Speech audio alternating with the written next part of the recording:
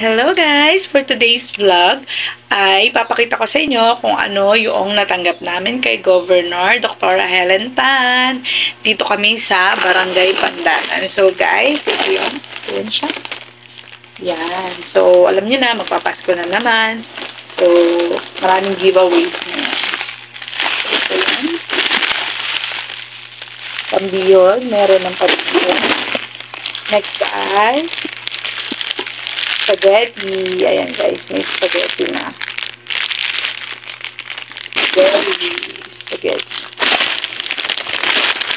Then, meron ding corned beef. Ayan. And, meron ding meatloaf.